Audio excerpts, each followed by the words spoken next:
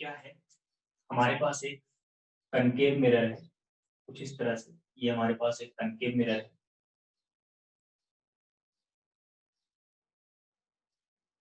और ये हो गया पोल, ये हो गया सेंटर ऑफ कर्वेचर और ये हो गया फोकस। ठीक है। अब सबसे पहले हम यहाँ पर बात करेंगे, पहला पॉइंट हमारा जो है वो ये है, ऑब्जेक्ट एट इंफिनिटी। ऑब्जेक्ट कहाँ हो बेटा? इंफिनिटी पर हो। अगर ऑब्जेक्ट इंफिनिटी पर है तो इमेज कहाँ बनेगा, इसकी बात करेंगे। तो अगर हमारा ऑब्जेक्ट इंफिनिटी पर है तो all the ray will come parallel to the principal axis. अगर हमारा ऑब्जेक्ट कहाँ बेटा? इंफिनिटी पर है, तो सारी की सारी रेस क्या होंगी? पैरेलल आएंगी प्रिंसिपल एक्सिस के। ये भी पैरेलल आएगा। दो रे हमें सब वीडियो कंसीडर, पॉज हो गई है। ब्लर हो गया है? क्यों बेटा, वीडियो ब्लर है क्या? No sir. No sir.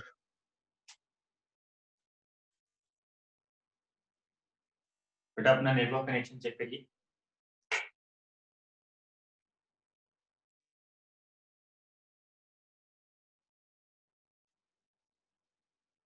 ठीक है।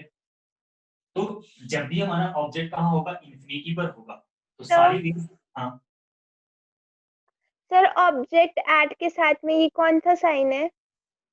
ये बेटा इंफिनिटी है, लेटा हुआ आर्ट, वो होता है इंफिनिटी। क्या चीज सर? लेटा हुआ आर्ट, एट, एट को लिटा दो, वो होता है इंफिनिटी। Okay sir. तो अब देखो यहाँ से एक दो लाइट रे की जरूरत होती है कभी भी जब आप इमेज फॉर्मेशन करते हैं बेटा। तो हमने दो लाइट रे कंसीडर कर लिया। अब मेरे पास स्केल नहीं, इसलिए सीधी सीधी लाइन नहीं बन रही, आप स्केल से बिल्कुल पैरेलल बनाओगे, स्ट्रेट बनाओगे। And after reflection these light rays will pass through the focus। मैंने आपको ये पॉइंट आपको बताया था कि अगर लाइट रे पैरेलल आ रही है तो they will pass through the focus after the reflection। Reflection के बाद वो कहां से पास करेंगे बेटा? फोकस से पास। ठीक है। तो अब देखो, आफ्टर रिफ्लेक्शन ये दोनों ही लाइट रे कहां पर इंटरसेक्ट कर रहे हैं? फोकस पर इंटरसेक्ट कर रहे हैं। ठीक है। दोनों ही लाइट रे कहां इंटरसेक्ट कर रहे हैं बेटा? फोकस पर। तो अगर हमारा ऑब्जेक्ट इंफिनिटी पर है, अगर हमारा ऑब्जेक्ट इंफिनिटी पर है, तो जो इमेज बनेगी बेटा वो कहां पर बनेगी? फोकस पर बनेगी। ठीक है ना? कहां बनेगी? फोकस पर। तो image will form at focus. पहला पॉइंट तो हमें ये समझ में आया, कोई भी ऑब्जेक्ट अगर इंफिनिटी पर है तो उसकी इमेज कहां बनेगी? फोकस पर बनेगी। ठीक है, उसकी इमेज बनेगी फोकस पर। अच्छा, इमेज तो फोकस पर बन गई। अब ये जो है इसका नेचर कैसा होगा बेटा? इमेज का नेचर कैसा होगा? Image will be real. Image कैसी होगी बेटा? रियल इमेज होगी। हमें कैसे पता चला कि रियल इमेज है? क्योंकि रियल में इंटरसेक्ट कर रही है, ये लाइट रेज जो है वो रियल में इंटरसेक्ट कर रही है। इसका मतलब है कि जो इमेज बनेगा बेटा वो कैसा बनेगा? रियल इमेज बनेगा। ठीक है, बात समझ में आई?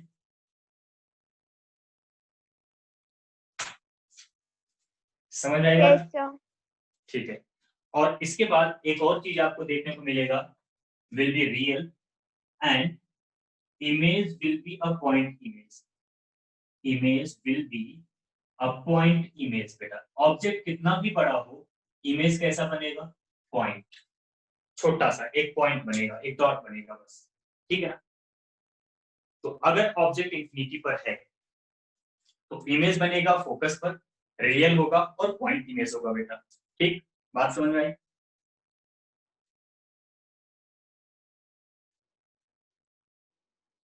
ठीक है ना? Yes sir. ओके।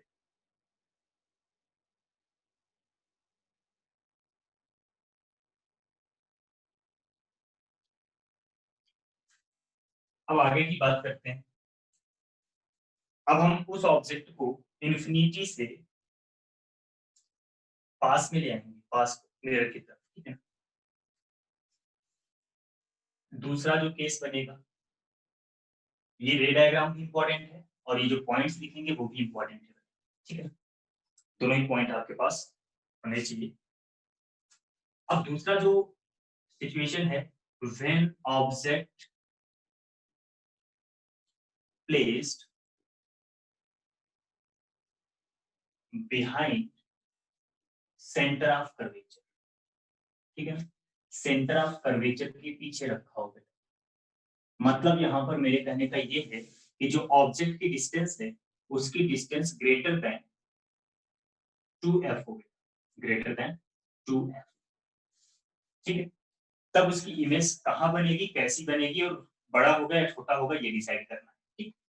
तो अब हमारे पास एक फिर से हमने लिया कनकेव मिरर, ठीक है, ये हमारा कनकेव मिरर हो गया। अब बेटा जब आप स्केल से बनाना ना तब आप ये पॉइंट जरूर मार्क करना, जैसे ये पोल आपने मार्क कर लिया।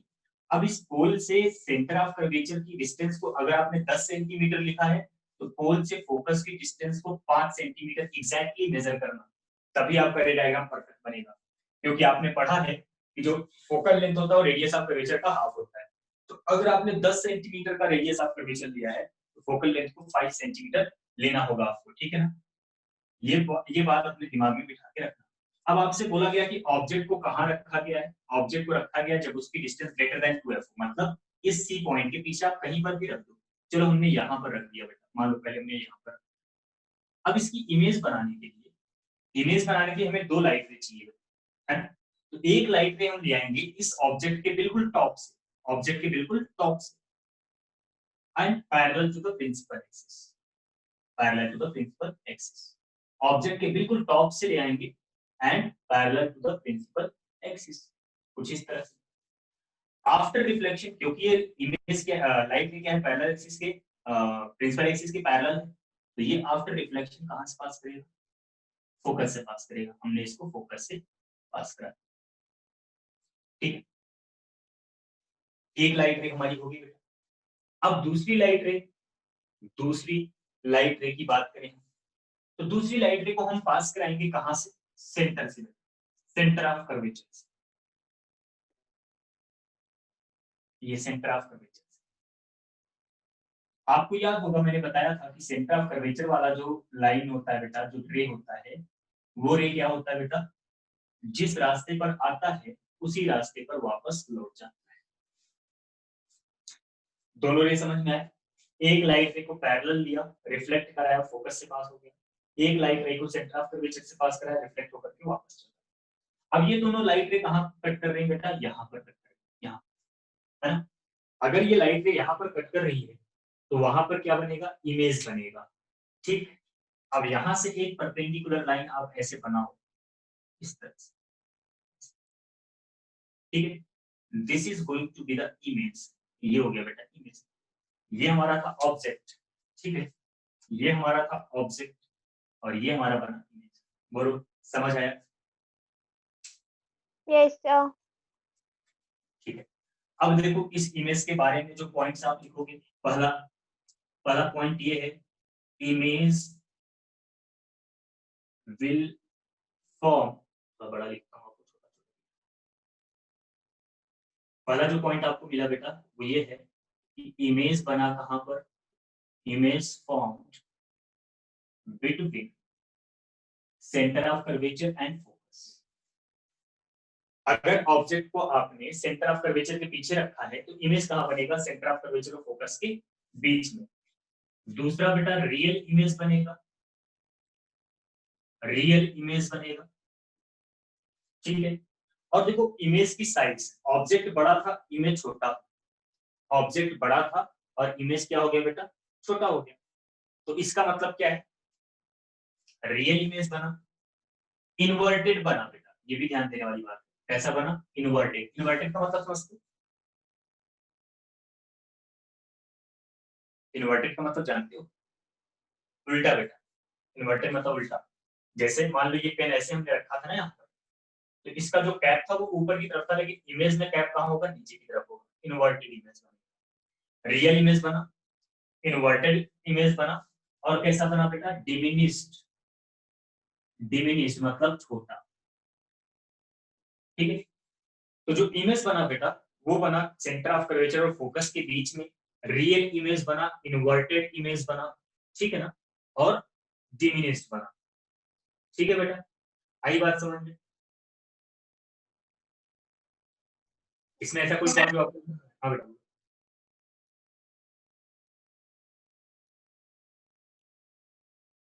सैफल कुछ बोल रहे थे आप?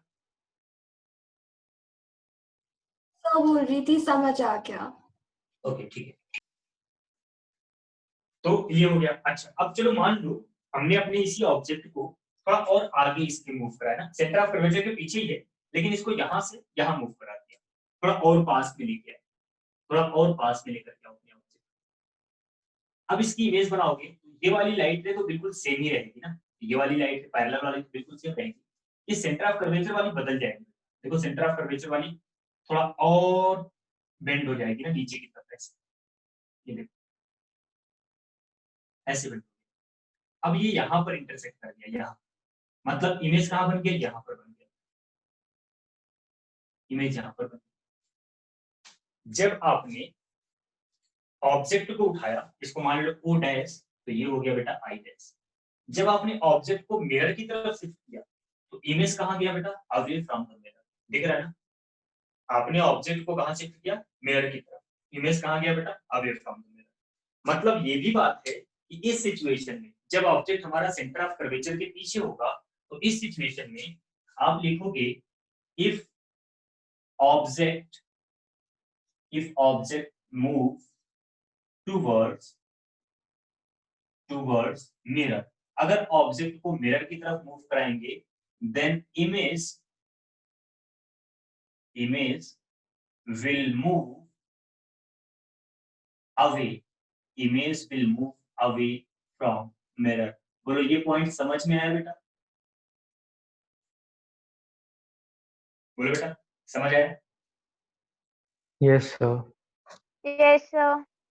ठीक है, तो अगर सेंटर ऑफ कर्वेचर के पीछे हो आप और आप इनफाइनाइट से ऑब्जेक्ट को लेकर के मिरर की तरफ आ रहे हो, जब ऑब्जेक्ट सोचो, जब ऑब्जेक्ट हमारा इंफिनिटी पर था, इमेज फोकस पर था, आप उसको आगे बढ़ाना शुरू किए, आप उसको इधर ले आना शुरू किए, इमेज आगे जाना शुरू हुआ, ठीक है ना। जब आप इसको आगे ले आओगे, ऑब्जेक्ट मिरर की तरफ ले आओगे तो इमेज पीछे जाएगा, और अगर ऑब्जेक्ट को आप पीछे ले जाओगे तो इमेज कहाँ जाएगा बेटा, टुवर्ड्स द मिरर, उल्टा मूवमेंट होगा। बात समझ में आ गई होगी अब, क्लियर है?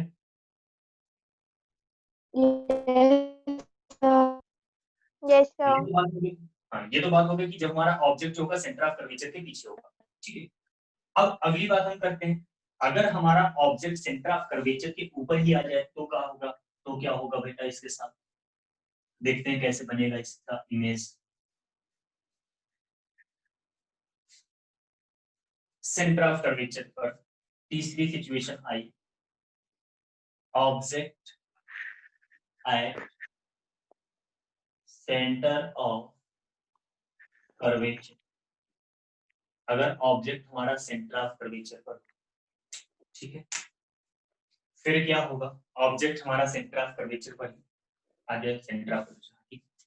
तो देखो बेटा कैसे बनेगा इमेज इसका, ये हो गई प्रिंसिपल एक्सिस, ये हो गया हमारा मिरर, ठीक है। आपने पोल को मार्क किया, फिर पोल से आपने सेंटर ऑफ कर्वेचर की डिस्टेंस लिया 10 सेंटीमीटर, फोकस को मार्क किया आपने 5 सेंटीमीटर, यहाँ से यहाँ तक 10 सेंटीमीटर, यहाँ से यहाँ तक 5 सेंटीमीटर।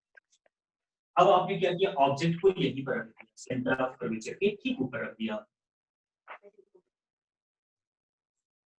अब बेटा इसका बनाते हैं रे डायग्राम, कैसे बनेगी इसकी इमेज, ठीक है। तो एक लाइट को हमने पैरेलल लिया, कुछ बोला क्या आपने,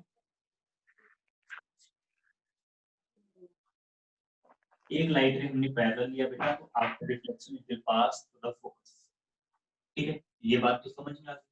अब दूसरी लाइट रे जो आप लेते थे, जो सेंटर ऑफ कर्वेचर से आप पास कराया करते थे, अब वो तो कहानी खत्म, क्योंकि सेंटर ऑफ कर्वेचर के ऊपर ही रखती है आपने।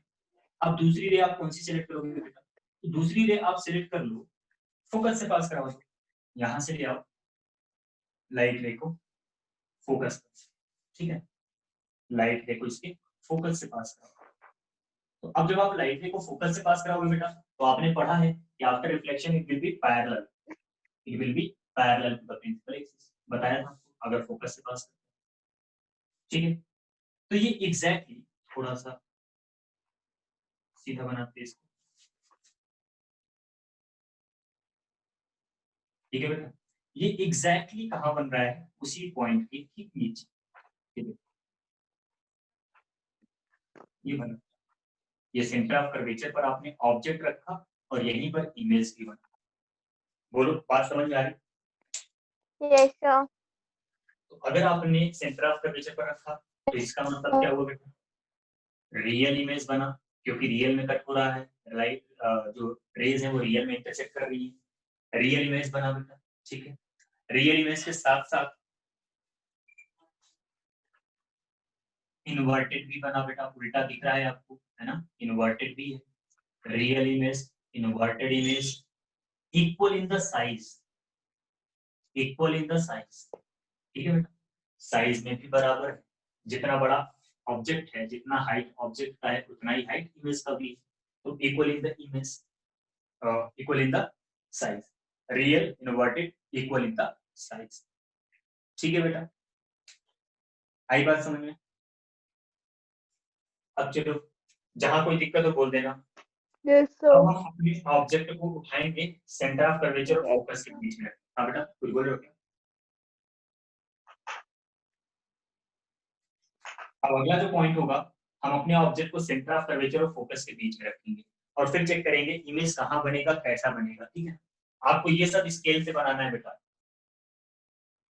कोई पॉइंट नहीं समझ में आता है पूछ लेना, लेकिन ये तो आपको प्रैक्टिस करनी है स्केल का यूज करते हुए। चलो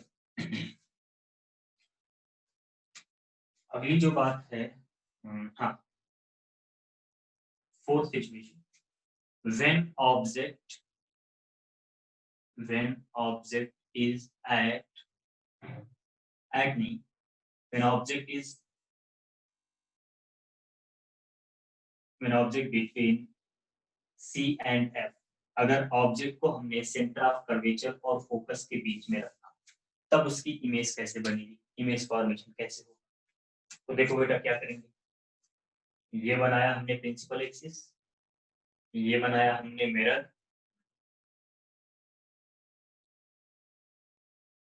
ये रहा इसका सेंटर ऑफ कर्वेचर, ये रहा इसका फोकस, ठीक है।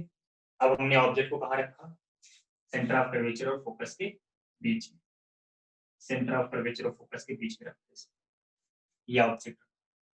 अब एक लाइट रे को आप ले आओगे यहाँ से पैरेलल, आफ्टर रिफ्लेक्शन आप इसको कहाँ से पास कराओगे, फोकस से पास कराओगे, ठीक है, फोकस से पास करा दिया इसको।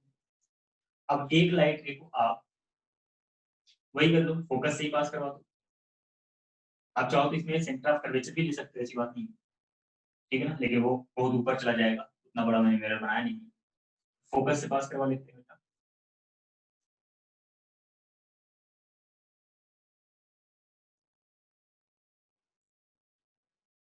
अब ये पैरेलल हो जाएगा, यहाँ पर जाकर के इंटरसेक्ट, तो यहाँ पर इमेज बना देता है। क्या समझ में आ रहा है आपको? आपको ये समझ में आ रहा है कि अगर आपने ऑब्जेक्ट को कहाँ रखा है, सेंटर ऑफ कर्वेचर और फोकस के बीच में रखा है, तो इमेज कहाँ बनेगा बेटा, beyond the centre of curvature. तो कैसी इमेज बनी यहाँ पर, रियल इमेज बना, रियल इमेज, ठीक है, इन्वर्टेड इमेज, इन्वर्टेड इमेज और मैग्नीफाई, मैग्नीफाई, जितना ऑब्जेक्ट का साइज है उससे बड़ा, ठीक है बेटा। तो जब आपने सेंटर ऑफ कर्वेचर और फोकस के बीच में रखा ऑब्जेक्ट को, तब जा करके इमेज जो बनी बेटा, ये भी जरूर नोट करना कहाँ बन रही है, रियल इमेज, इन्वर्टेड और real image beyond, beyond centre of curvature, ठीक है ना, ये भी जरूरी होता है कहाँ बनेगी इमेज, ठीक। तो real image beyond the centre of curvature, inverted and magnified बेटा, जितना बड़ा ऑब्जेक्ट है उससे बड़ा, ठीक है, जितना बड़ा ऑब्जेक्ट है उससे बड़ा इमेज बनेगा, ठीक है, बात समझ में आ गई, क्लियर है? Yes sir. ओके चलो बन गया। आप फटाफट बनाते चलिएगा रफ डायग्राम, घर पे आप उसको सही से स्केल का यूज करके बनाइएगा। अब अगली बात करते हैं। सर हम तो घर पे ही है। क्या?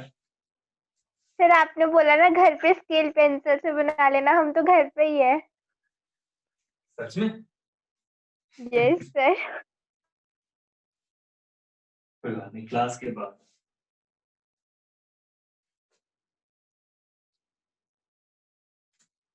चलो next, if object is at focus, अगर ऑब्जेक्ट को फोकस पर रखा। अब इसका आंसर सबको पता है, इमेज कहाँ बनता है? इन्फिनिटी पे बनेगा ना भाई।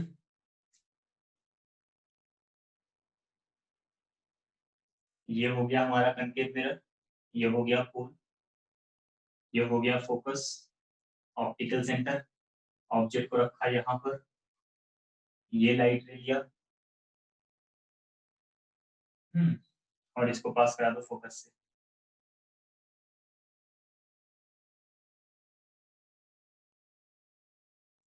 और एक को पास कराओ सेंटर ऑफ कर्वेचर से, ये सेंटर ऑफ कर्वेचर से पास करो। तो ये दोनों लाइट रे बेटा क्या होंगी? पैरेलल हो जाएंगी, है ना? दोनों लाइट रे क्या हो जाएंगी? Parallel. So they are not going to intersect. ये दोनों एक दूसरे को इंटरसेक्ट नहीं करेंगे। कहाँ इंटरसेक्ट करेंगे? इन्फिनिटी पर। ठीक है, तो आप लिखोगे क्या? Image at infinity. ठीक है, ऐसी इमेज बेटा रियल, क्योंकि रेस सच में इंफिनिटी पर जा रही है, रियल इमेज बनेगा, इनवर्टेड बनेगा, और हाईली मैग्नीफाइड। हाईली मैग्नीफाइड का मतलब ऑब्जेक्ट की साइज से बहुत बड़ा, हाईली मैग्नीफाइड। ठीक है, तो अगर आपने ऑब्जेक्ट को फोकस पर रखा तो इमेज कहाँ बनेगी बेटा? इंफिनिटी पर बनेगी, which will be real, inverted and highly magnified. Clear? आई बात समझ में? Yes sir. ठीक है, अब एक और पोजीशन बची, फोकस और पोल के बीच में रखेंगे। फोकस और पोल के बीच में रख करके चेक करेंगे कि कहां पर बनेगी इमेज। ठीक है, इंफिनिटी की कहानी हो गई। अब सॉरी, फोकस की कहानी हो गई। अब फोकस और पोल के बीच की बात करेंगे। आते हैं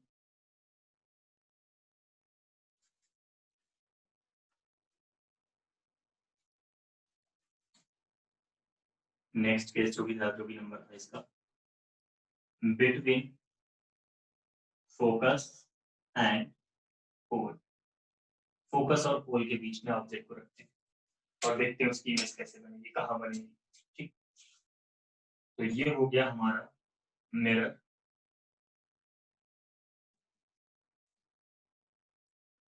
ये हो गया हमारा फोकस, ये हो गया हमारा पोल, और ये हो गया हमारा सेंटर ऑफ कर्वेचर। हमने ऑब्जेक्ट को रख दिया। ठीक है, ये ऑब्जेक्ट हो गया। एक लाइट के पैरेलल ले आएंगे, इसको रिफ्लेक्ट कराएंगे, और रिफ्लेक्ट कराने के बाद ये कहाँ से पास होना चाहिए? ये पास होना चाहिए फोकस, इसको फोकस से पास। ठीक है, ये फोकस से पास करके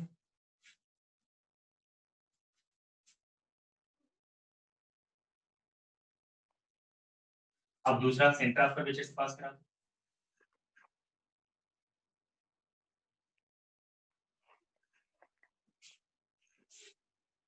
तो देखो, इनके बीच की स्पेसिंग बढ़ती जा रही है बेटा, जैसे जैसे ये दूर जाएंगे इनकी स्पेसिंग बढ़ती जा रही है। ठीक है, तो इस वजह से ये दोनों जो है आगे जाकर के कहीं इंटरसेक्ट नहीं करेंगे।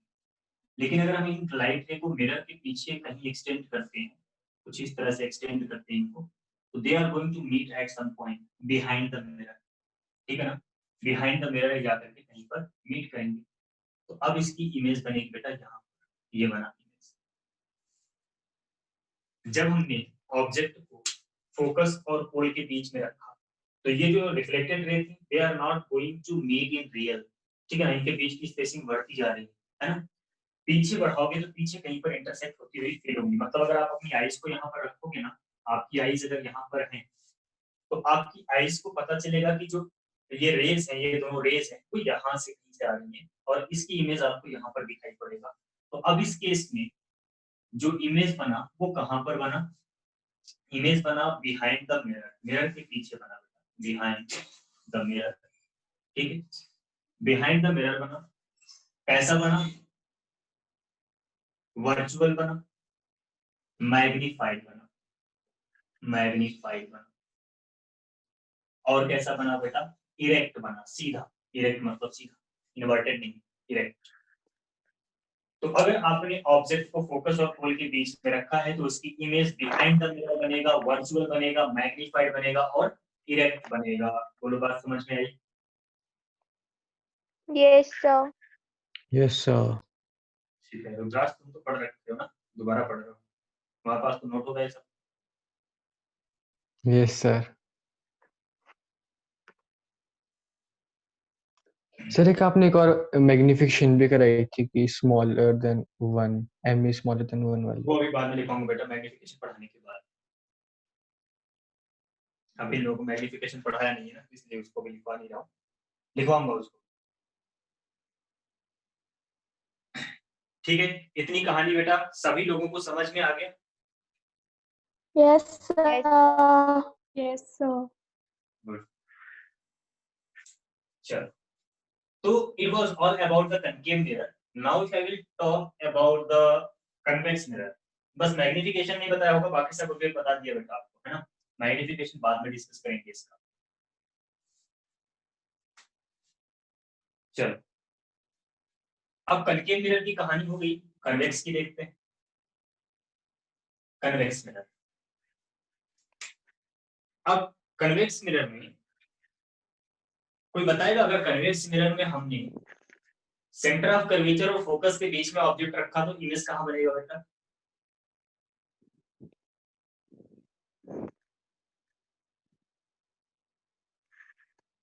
बताओगे? So can you repeat the question? अगर हमने ऑब्जेक्ट को कन्वेक्स मिरर के सेंटर ऑफ कर्वेचर और फोकस के बीच में रखा तो इमेज कहां बनेगी? Opposite शायद। Opposite side. ओके, कौन कौन पर चुका है? रुद्राक्ष, तुम बताओ, रुद्राक्ष कहां बनेगा? Sir convex mirror. हाँ, कन्वेक्स मिरर। सर सर शायद नहीं बनेगी। सुना? यस बेटा, आपने सही बोला। तो तन्वी, पोलर फोकस के बीच में सर वर्चुअल बनेगी, उसके पीछे बनेगी। लो लो लो, क्या बात, तुम्हारा दोबारा पढ़ना बेकार है। देखो बेटा, ये हमारा है कन्वेक्स मिरर। पिछली क्लास में दिखाया था मैंने कन्वेक्स मिरर कैसा होता है, ऐसा होता है ना। अब इसका सेंटर ऑफ कर्वेचर यहाँ है, फोकस यहाँ है, और यहाँ पर रखोगे ऑब्जेक्ट, बनेगी इमेज? अच्छा सर ऐसे पूछ रहा था। No sir. क्योंकि इसका सेंटर ऑफ कर्वेचर, इसका फोकस, सब कुछ मिरर के पीछे होता है बेटा, और मिरर के पीछे अगर आप ऑब्जेक्ट रखोगे तो उसकी इमेज नहीं बनेगी। ठीक है ना, यहाँ से कोई इमेज नहीं बनेगी। आप यहाँ पीछे कहीं भी रखोगे तो कोई इमेज नहीं बनेगी। इसमें केवल एक ही पोजीशन होती है बेटा, एक तो होता है कि इंफिनिटी पर हो अगर ऑब्जेक्ट, तो अगर ऑब्जेक्ट इंफिनिटी पर है, ठीक है ना, u इक्वल्स टू इंफिनिटी, तो लाइट रेज पैरेलल आएंगी, ये आई पैरेलल, ठीक है, एंड दे विल रिफ्लेक्ट, और ये दोनों यहाँ से रिफ्लेक्ट होंगी। किस तरह से रिफ्लेक्ट होंगी? ऐसे, इधर चली गई और ये वाली इधर चली गई, ठीक है। तो they will not meet in real, but they will seems to meet at this point focus, virtually they are going to meet there। तो इमेज बनेगा कहां पर बेटा? Image at focus. और कैसा इमेज है बेटा? वर्चुअल इमेज है, वर्चुअल और हाईली डिमिनिश्ड, हाईली डिमिनिश्ड, बहुत छोटा बनेगा, ठीक है। मतलब जिसको हमने पॉइंट लिखा था, पॉइंट इमेज बनेगा, ठीक है। तो एक सिचुएशन ये हो गई कि अगर आप कन्वेक्स मिरर के सामने कहीं पर भी रख देंगे ऑब्जेक्ट को, इंफिनिटी पर रख देंगे तो ऐसा बनेगा। उसके अलावा आप ऑब्जेक्ट को कहीं पर भी रखो, कोई स्पेसिफिक पॉइंट इसमें नहीं होता है बेटा। उसके अलावा आप ऑब्जेक्ट को कहीं पर भी रख सकते हैं, कोई स्पेसिफिक पॉइंट नहीं है। तो कैसे करेंगे इसको? मान लीजिए हमने ऑब्जेक्ट को कहीं पर भी रख दिया in front of the convex mirror, यहाँ पर रख दिया, ये हमारा ऑब्जेक्ट हो गया। अब इसकी एक लाइट देखो आप पैरेलल ले आओ, obviously it will pass through the focus, मतलब ऐसा लगना चाहिए कि यहाँ से आ रहा है तो ये इस तरह से रिफ्लेक्ट कर जाएगा। थोड़ा सीधा सीधा बनाना, स्केल का यूज करोगे तो बेटर बनेगा। मैंने बेटर बोला, बटन देखो ऐसा जाएगा। और दूसरा एक कैसे लेना है बेटा? दूसरा आपको सेंटर ऑफ कर्वेचर से लेना है। अब इसमें सेंटर ऑफ कर्वेचर को बड़ी दूर बना दिया मैंने, चलो थोड़ा पास ले आते हैं।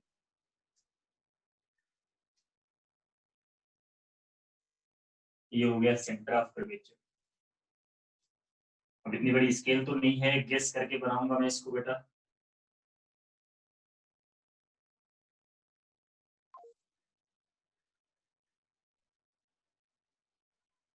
ठीक है, ये आया और इसके बाद ये डॉटेड। मिरर के पीछे जो भी लाइन आप बनाओगे बेटा वो डॉटेड ही होना चाहिए। ठीक है, ये यहाँ पर है। ठीक, अब देखो इन दोनों ने कहां पर कट किया है? यहाँ पर कट किया है एक दूसरे, मतलब इमेज कहां बनेगी? यहाँ बनेगी। This is the image. ठीक है, लेकिन अगेन ध्यान रखने वाली बात ये है कि रियल में इंटरसेक्ट नहीं कर रहे। तो रियल में इंटरसेक्ट नहीं कर रहे हैं, इसका मतलब क्या है? इमेज कहां बनेगी बेटा? Behind the mirror, always behind the mirror. कभी भी आप जो है कन्वेक्स मिरर के सामने रखोगे किसी भी ऑब्जेक्ट को तो इसकी इमेज कहां बनेगी? बिहाइंड द मिरर बनेगी बेटा। कैसी बनेगी? वर्चुअल बनेगी। और कैसी बनेगी? डिमिनिस्ड बनेगी, डिमिनिस्ड। और हमेशा कहां बनेगी? Between focus and pole, focus और पोल के बीच में ही बनेगा। तो ये कन्वेक्स का केस है बेटा। ठीक है, एक तो जब इंफिनिटी पर होगा तो फोकस पर बनेगा, अदरवाइज आप कहीं पर भी रखोगे फोकस और पोल के बीच में ही बनेगा। ठीक है, वर्चुअल और छोटा। बोलो बात समझ में आ गई? Yes sir. Yes, sir. Good.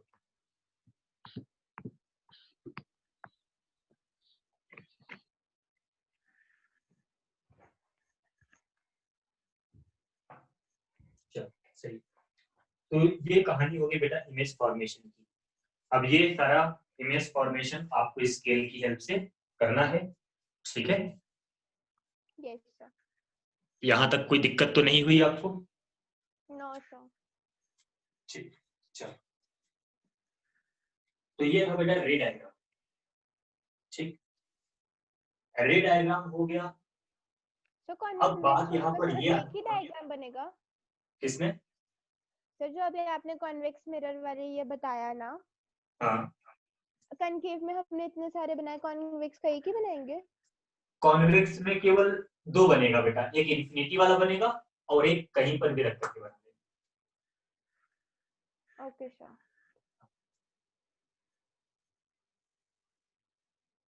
तो बात हो गई, समझ आ गई आपको, है ना?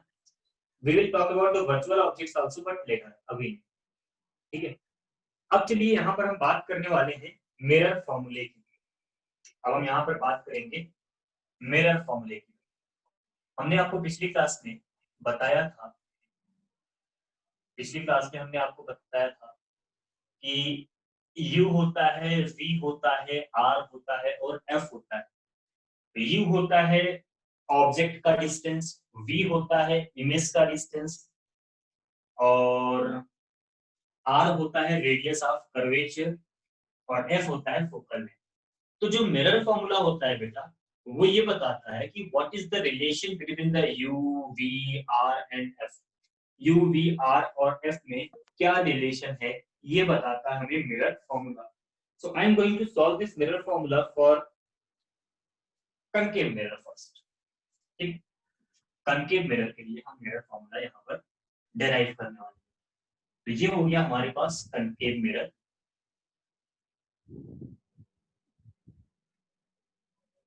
ठीक, ये हो गया बेटा हमारा फोकस, ये हो गया ऑब्जेक्ट, सॉरी ऑब्जेक्ट में सेंटर ऑफ कर्वेचर।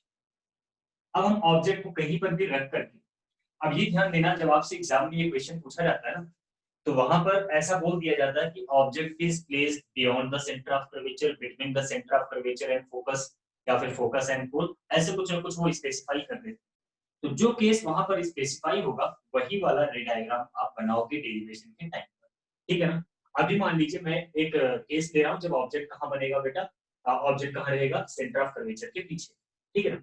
बाकी वो जो भी बोलेंगे, उन्होंने कहा कि सेंटर ऑफ कर्वेचर और फोकस के बीच में है तो आप वहां पर रख करके रे diagram banana, centre of curvature को बोला वहां रख करके रे डायग्राम बनाना, फोकस और पोल के बीच में बोले जहां भी बोले वहां पर रख करके आपको डायग्राम बनाना है। फॉर्मूला आपको सेम मिलेगा, फॉर्मूला वेरी नहीं करेगा, थोड़ा सा मेथड वेरी कर सकता है। अब मान लीजिए हमने एक पॉइंट ऑब्जेक्ट लिया बेटा, क्योंकि मिरर तो मिरर है, हर एक ऑब्जेक्ट के लिए सारे रूल सही होंगे। हमने एक पॉइंट ऑब्जेक्ट लिया यहाँ, ठीक है, एक पॉइंट ऑब्जेक्ट लिया हमने ओ, ठीक है। अब इसको जिन लोगों ने पहले पढ़ा है वो भी ध्यान दें, ये मेथड नहीं पढ़ा होगा, अलग तरीका है। देखो बेटा ये ऑब्जेक्ट है, ठीक है, पॉइंट ऑब्जेक्ट। अब इस पॉइंट ऑब्जेक्ट से हमने एक लाइट रे को पास कराया, यहाँ भी लाइट रे।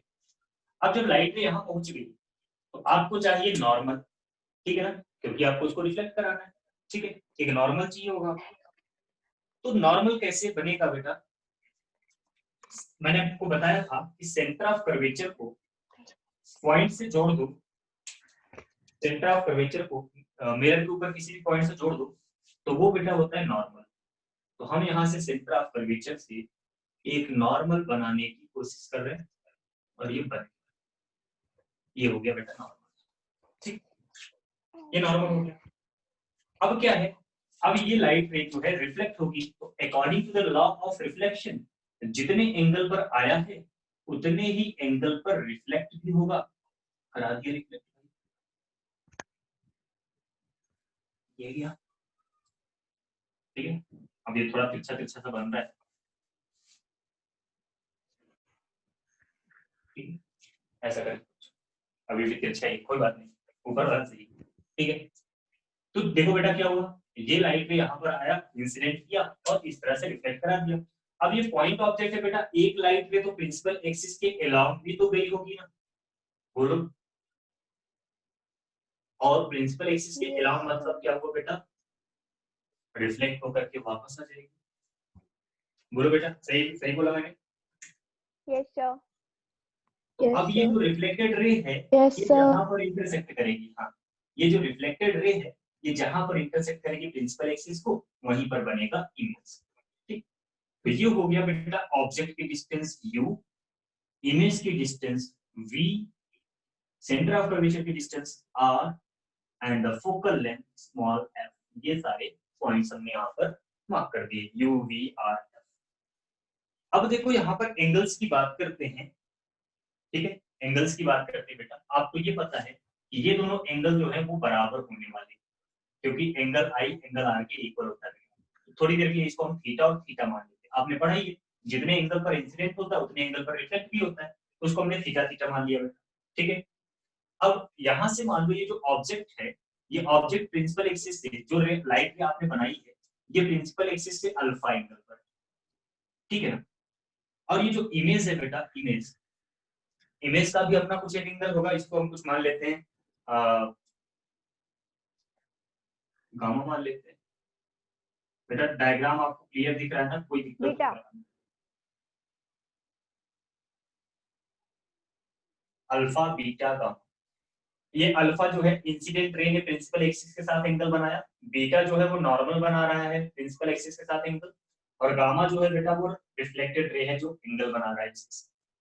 बोलो समझ आया, इतनी बात समझ में आई? Yes sir. ठीक है। अब देखो यहाँ पर हम क्या करेंगे, अब यहाँ पर हमें u v और r का रिलेशन चाहिए, तो हमारे पास इस पॉइंट को हम कुछ एक नाम देते हैं, मान लीजिए इस पॉइंट को हमने नाम दे दिया m। तो अब हम बात करेंगे सबसे पहले ट्रायंगल OCM, ट्रायंगल OCM दिख रहा है बेटा, ये वाला OC और ये रहा M, ये वाला, ठीक है। इस ट्रायंगल में, अच्छा आप लोगों ने एंगल सम प्रॉपर्टी पढ़ी है, angle sum Yes, property sir. पढ़ी है, यस है ना? तो यस देखो बेटा ये जो बीटा है, beta is the exterior angle of this triangle OCM, है ना? Yes, sir. Yes sir. आप इसको क्या लिखोगे बेटा, beta is equals to alpha plus theta. सही है, ठीक है बेटा। Yes sir. अब दूसरा वाला ट्रायंगल लेते Yes, हैं, sir. कौन सा, ये छोटा वाला C I M, triangle C I M. अब इसमें देखो बेटा क्या है, सी आई एम में गामा जो है वो एक्सटीरियर एंगल है इसका, तो आप लिखोगे gamma is equals to beta plus theta, लिखोगे ना। Yes sir. Similarly triangle O I M, बड़ा वाला, पूरा बड़ा वाला लिखिए, तो इसमें आप लिखेंगे gamma is equals to alpha plus 2 theta.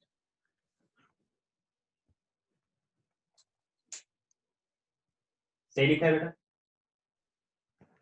Yes sir. तो अब करना क्या है आपको, अल्फा बीटा गामा का रिलेशन फाइंड आउट करना है, थीटा को हटा देना है, ठीक है। तो आपके पास 3, वैसे तो हमारा 2 से भी काम हो सकता था, लेकिन अब हमने 3 लिख दिया है, कोई बात नहीं।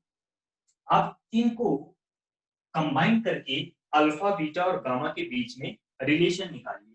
तो अगर आप इसको कंबाइन करते हो बेटा, अगर हम इन दोनों को ऐड करते हैं, नहीं छोड़ो, ये कहीं से थीटा उठाओ, किसी एक में पुट कर लो, यहाँ से चलो थीटा उठाओ, इसमें से थीटा इज इक्वल टू आपको मिल रहा है गामा माइनस बीटा, ठीक है ना।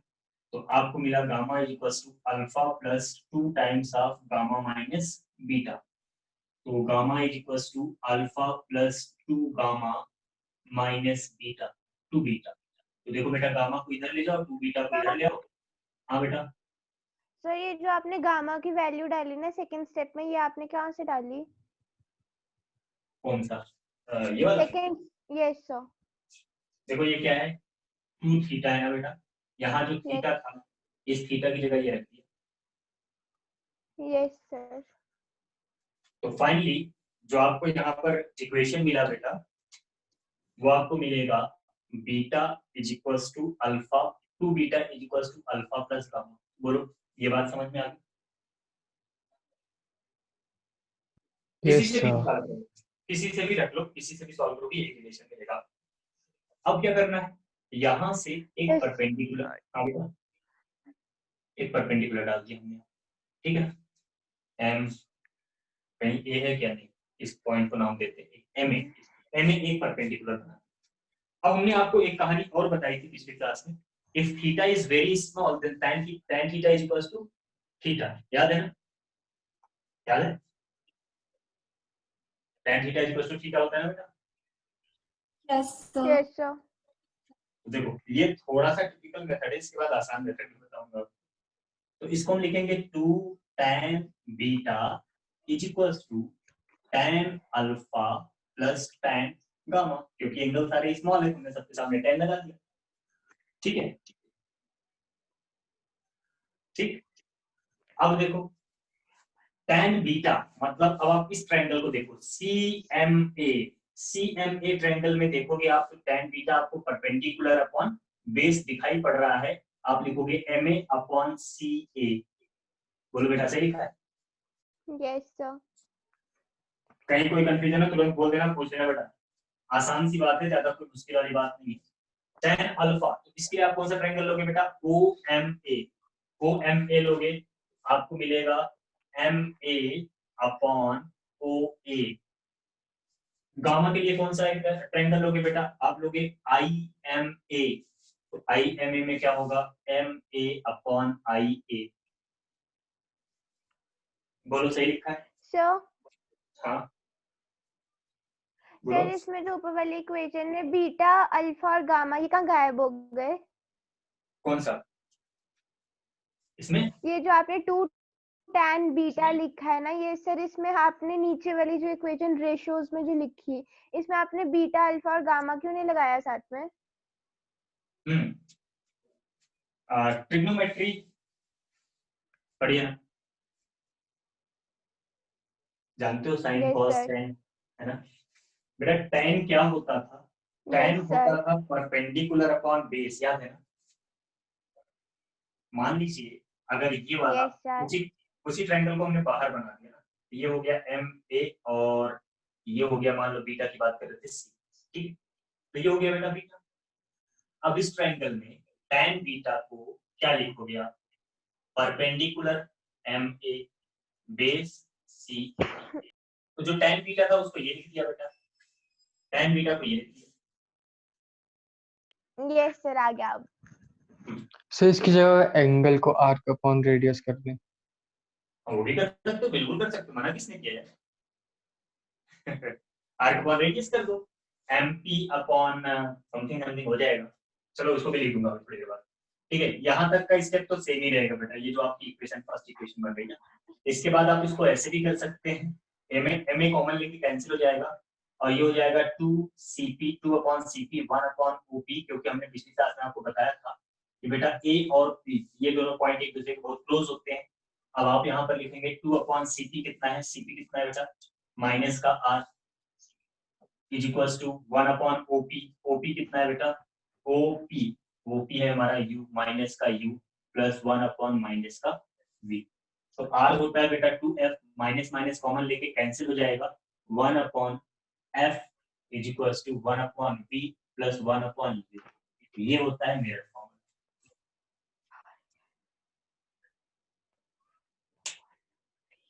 बोलो समझ आया? सर आपने 1/4 लिखा है लास्ट में। नहीं बेटा वो 4 नहीं, वो u है, u। Yes sir.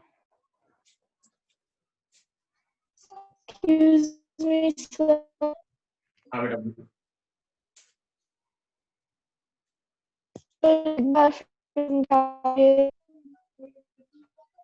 Sir, video is not clear. Magnification of image behind mirror infinity etc. वाले में इमेज साइज क्या होगा? बिहाइंड मिरर इन्फिनिटी वाले में इमेज साइज क्या होगा? राघव ये किसके बारे में पूछा था आपने? सॉरी मैं मैसेज थोड़ा लेट से ओपन किया। मैग्निफिकेशन अभी बाद में बताऊंगा बेटा। Sir could you please explain again? Yes बिल्कुल बेटा, हम एक्सप्लेन कर रहे हैं थोड़ी देर में, बिल्कुल बिल्कुल एक्सप्लेन कर रहे हैं, डोंट वरी, जी एक्सप्लेन कर रहे हैं। राघव तुमने जो पूछा था वो तुम्हें समझ में आ गया क्या? Yes sir. चलो ठीक है कोई बात। देखो बेटा इसको सबसे पहले तो डायग्राम समझना जरूरी था। हाँ डायग्राम समझना जरूरी था। ये ऑब्जेक्ट हो गया, ये इमेज हो गया, मतलब हमने रे डायग्राम पूरा कंप्लीट किया इसका। हमने ये माना कि जो इंसिडेंट रे है वो अल्फा एंगल बना रहा है, नॉर्मल जो है वो बीटा एंगल बना रहा है, और ये रिफ्लेक्टेड रे जो है वो गामा एंगल बना रहा है, और ये theta theta angle of incidence angle of reflection हो गया। तो मैंने यहाँ पर अल्फा बीटा और गामा को कनेक्ट किया by using these three equations. हमने सबसे पहले बीटा को लिखा अल्फा प्लस थीटा क्योंकि ये एक्सटीरियर एंगल था बेटा। वैसे हमने गामा को लिखा बीटा प्लस थीटा क्योंकि ये भी एक्सटीरियर एंगल था।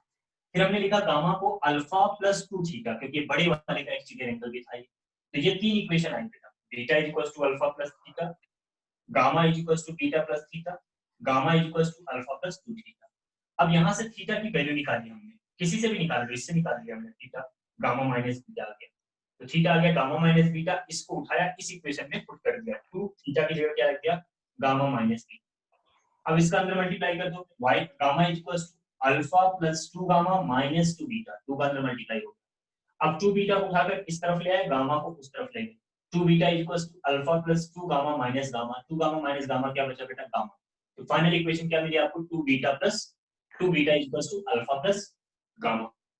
इतनी बात होगी। अब क्या बेटा क्योंकि ये एंगल्स बहुत ही स्मॉल है तो हमने इसको tan के फॉर्म में लिख दिया, बीटा को tan बीटा लिख दिया, अल्फा को tan अल्फा लिख दिया, गामा को tan गामा लिख दिया। अब यहाँ इस ट्रायंगल में से वैल्यू निकाली tan beta perpendicular upon base upon. हाँ सर जो आपने अल्फा और बीटा को tan में कन्वर्ट किया, हम सिर्फ tan में ही कर सकते हैं या किसी और चीज में भी कर सकते हैं?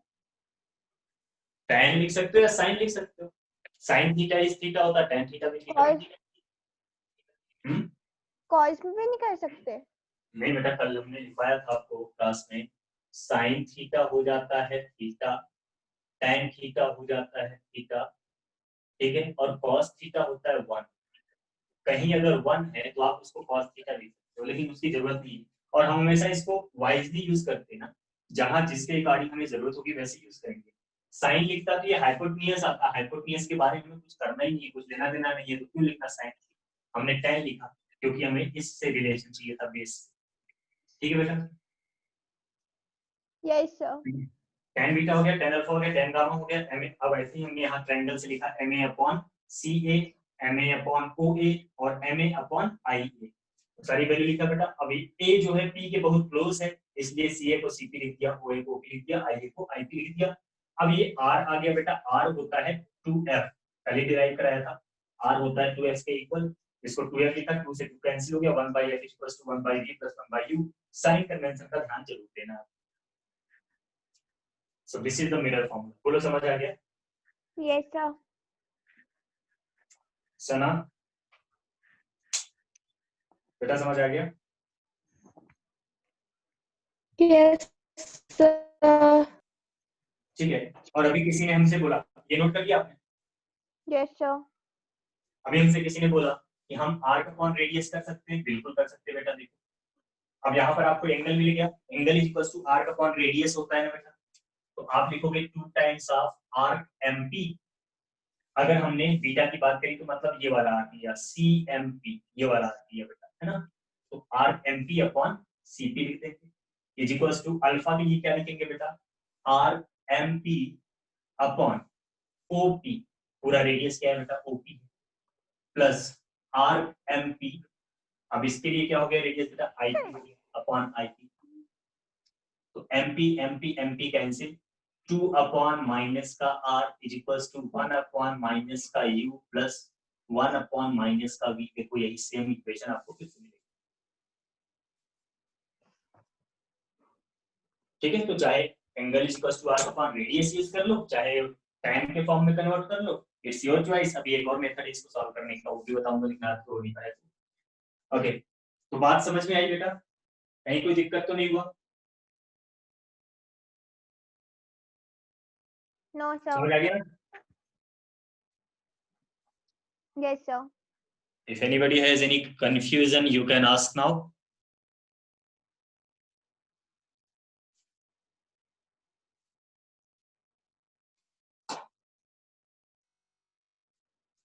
किसी को कोई कंफ्यूजन, कोई बात पूछनी है? No sir. अब ये रे डायग्राम आपको घर पे जिन लोगों ने पहली बार किया है उनको बनाना है बेटा स्केल का यूज करते हुए, और जो लोग पहले पढ़ चुके हैं, ठीक है, उनको भी एक बार प्रैक्टिस कर लेना है। और ये आज आपकी क्लास शाम को थी, कल देखो शायद सुबह। कल सुबह सर। हाँ कल सर चेंज होता रहेगा? नहीं, चेंज नहीं होता रहेगा, एक्चुअली कल मेरे यहाँ लाइव